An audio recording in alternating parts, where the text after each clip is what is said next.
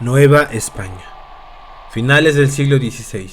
La ciudad duerme, las calles de piedra permanecen vacías, solo algunas velas iluminan las ventanas. No existen automóviles, no existen faroles eléctricos, solo el sonido del agua recorriendo los canales y el eco de unos pasos que nadie logra identificar. Dicen que todo comenzaba igual, primero el silencio, después un llanto lejano, tan lejano que parecía perderse entre la niebla. Un llanto lento, profundo, como el de alguien que acababa de perderlo todo. Los vecinos dejaban de hablar, las puertas se cerraban, las madres abrazaban a sus hijos, porque todos sabían lo que ese sonido significaba. Una mujer vestida completamente de blanco caminaba junto al agua, con el cabello cubriendo parte del rostro, moviéndose lentamente como si buscara algo o a alguien. Entonces el llanto se hacía más fuerte, mucho más fuerte, y ocurría algo extraño. Quienes intentaban descubrir de dónde provenía jamás lograban encontrar su origen, porque la leyenda decía que cuando lo escuchabas lejos, en realidad estaba muy cerca. Algunos aseguraban haberla visto desaparecer entre la niebla, otros juraban que caminaba sobre el agua. También estaban quienes afirmaban que nunca levantaba la mirada, pero todos coincidían en una sola cosa: su llanto era imposible de olvidar. Y cada vez que alguien preguntaba quién era aquella mujer, la respuesta siempre era la misma: es la Llorona. Durante siglos, millones de personas han escuchado esta historia, pero existe un problema. Nadie parece ponerse de acuerdo sobre quién fue realmente. Algunos dicen que era una madre, otros que era una diosa. También hay quienes creen que su historia comenzó mucho antes de la llegada de los españoles. Y es que se cree que la Llorona fue precursora de la caída de Tenochtitlan. Entonces, ¿cuál de todas las versiones es la verdadera? Esta noche vamos a seguir el rastro de una leyenda que lleva más de 500 años negándose a morir. La mayoría de las personas cree que la historia de la Llorona comenzó durante la época colonial. Una madre, una tragedia, un crimen y un espíritu condenado a llorar por la eternidad. Pero, ¿y si esa historia fuera mucho más antigua? ¿Y si el llanto ya recorriera esas tierras mucho antes de que existiera la Nueva España? Retrocedamos mucho más atrás, antes de las iglesias, de los caballos, de los conquistadores, antes de que México se llamara México. Estamos en Tenochtitlan, una ciudad levantada sobre el agua, cruzada por canales, con templos que se elevan hacia el cielo y una población que observa con respeto las señales de sus dioses, porque para los mexicas el universo estaba vivo. Todo tenía un significado: el viento, la lluvia, los eclipses, los sueños y también los lamentos que rompían el silencio de la noche. Los cronistas españoles que llegaron después de la conquista registraron un relato muy particular. Decían que antes de la llegada de Hernán Cortés, los habitantes de Tenochtitlan hablaban de extraños presagios, señales que anunciaban que algo terrible estaba por suceder. Entre esos relatos aparecía uno especialmente inquietante. Durante las noches, una mujer recorría la ciudad llorando. Su voz atravesaba las calles, los canales, los templos, y quienes la escuchaban aseguraban que repetía una frase: «Hijitos míos, ¿a dónde los llevaré?». Aquellas palabras quedaron registradas años después por cronistas como Fray Bernardino de Sahagún, quien recopiló testimonios indígenas sobre los presagios asociados con la caída del Imperio Mexica. Pero aquí debemos detenernos un momento, porque existe una diferencia muy importante. Los textos hablan de una mujer que lloraba, no la llamaban la Llorona. Ese nombre aparecería mucho tiempo después. Entonces, ¿quién era esa mujer? Algunos investigadores creen que estos relatos pudieron inspirar parte de la leyenda que hoy conocemos.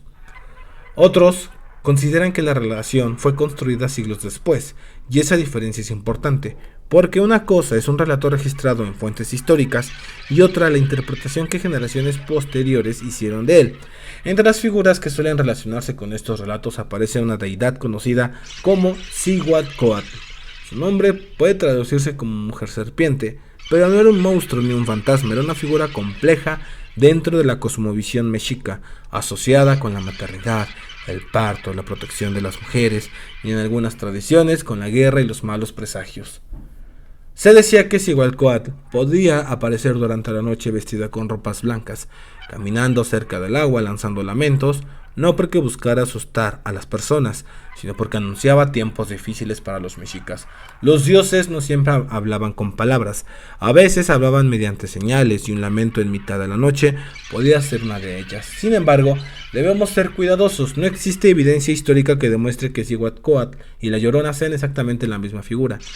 Lo que sí sabemos es que ambas comparten elementos sorprendentes. Una mujer vestida de blanco relacionada con la noche, con el agua y con un llanto que atraviesa la oscuridad. ¿Casualidad? Tal vez. ¿Influencia cultural? Es una posibilidad que muchos historiadores y estudiosos del folclore consideran. Después de que llegó la conquista, con ella nuevas creencias, nuevas historias, religiones y poco a poco aquellos antiguos relatos comenzaron a mezclarse con las tradiciones traídas desde Europa. Lo que antes era un presagio comenzó a transformarse en otra cosa. Una mujer, una madre, un alma en pena, y así, sin que nadie pudiera señalar el momento exacto, nació una de las leyendas más famosas de toda Latinoamérica. Pero esta transformación no ocurrió por casualidad, porque existe una historia, una sola historia que terminaría definiendo para siempre el rostro de la Llorona, la historia de una madre que lo perdió absolutamente todo. Si preguntas en cualquier país de Latinoamérica quién fue la Llorona, es muy probable que escuches la misma respuesta. Una mujer que mató a sus propios hijos. Es una historia conocida repetida durante generaciones, pero también es una historia que ha cambiado innumerables veces. En algunas versiones ella fue la víctima, en otras una asesina, en otras más una mujer consumida por la desesperación. Sin embargo, todas coinciden en algo. Aquella noche cambió su destino para siempre. Dicen que vivía cerca del agua, era joven, hermosa y profundamente enamorada. Las versiones cambian.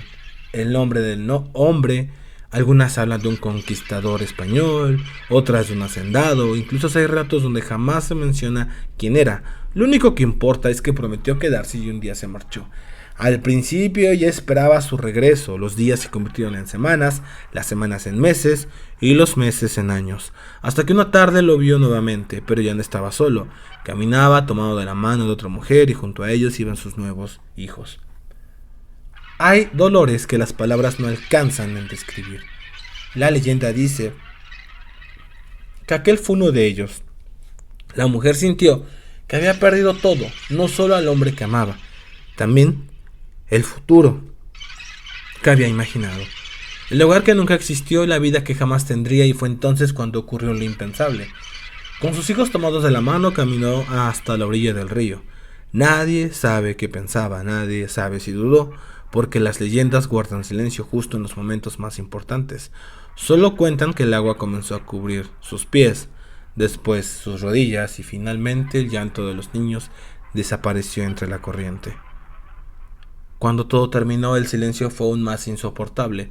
La mujer observó el río, esperando quizá que el tiempo retrocediera, pero el agua nunca devuelve lo que se lleva. Entonces comprendió lo que había hecho y cayó de rodillas. Dicen que gritó, que lloró, que corrió a la orilla buscando a sus hijos durante horas. Algunos relatos dicen que durante días, otros que nunca dejó de buscarlos. ¡Mis hijos! ¿Dónde están mis hijos?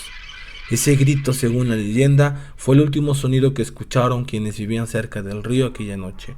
Después nadie volvió a verla con vida. Hay versiones que afirman que se quitó la vida, consumida por la culpa.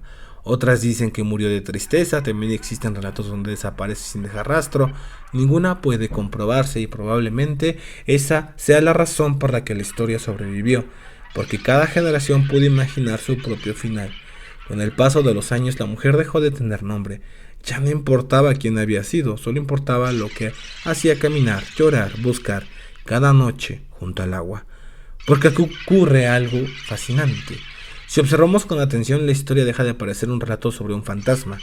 Comienza a sentirse como otra cosa. Una tragedia, una advertencia, una enseñanza. Durante siglos, estas historias sirvieron como para transmitir valores, explicar el dolor o incluso advertir a los niños sobre los peligros de acercarse solos a los ríos y lagos durante la noche. Las leyendas no siempre nacen para asustar. Muchas veces nacen para proteger. Entonces surge una pregunta: si esta historia cambió tantas veces, ¿cómo logró extenderse por casi toda Latinoamérica?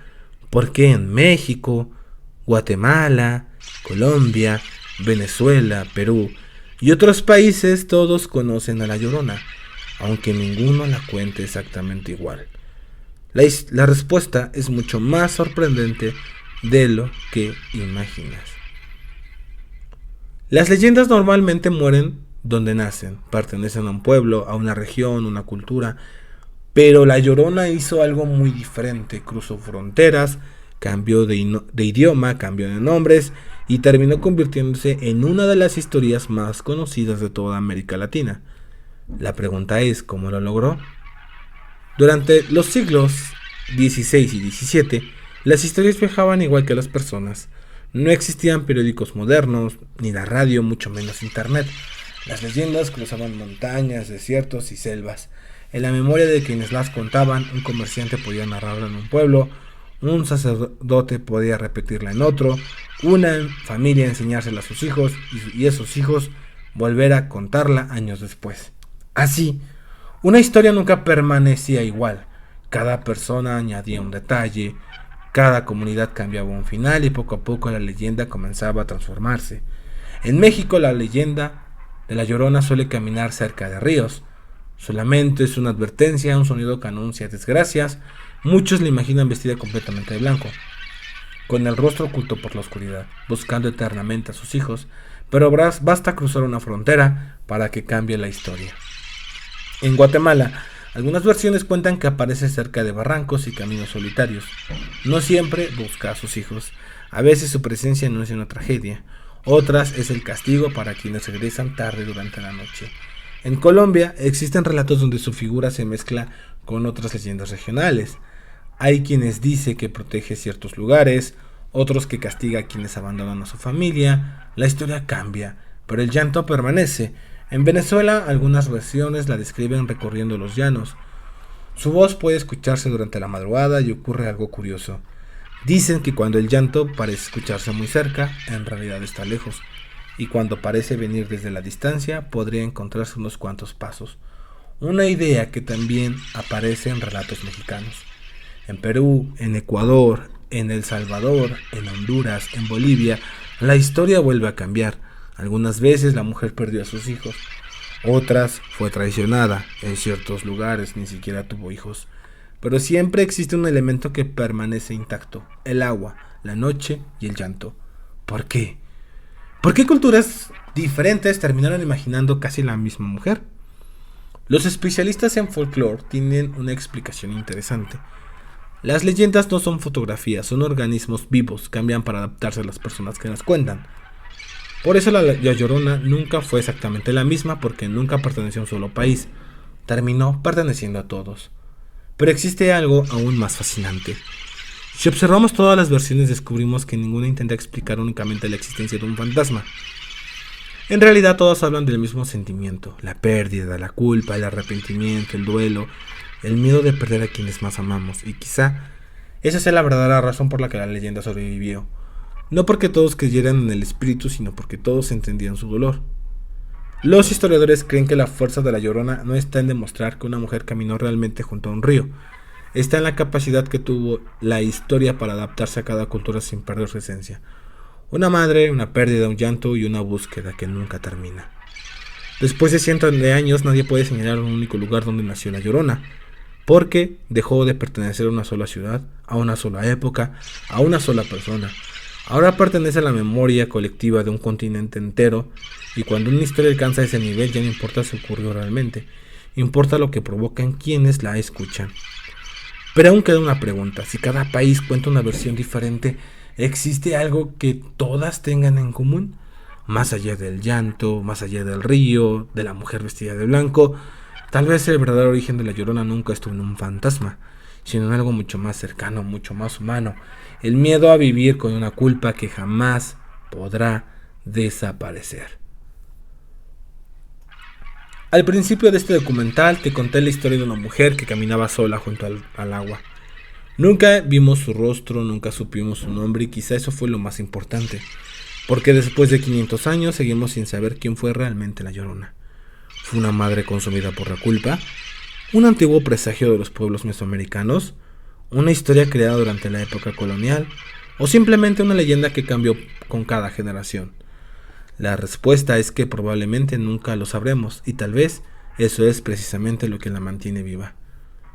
Las grandes leyendas no sobreviven porque puedan demostrarse.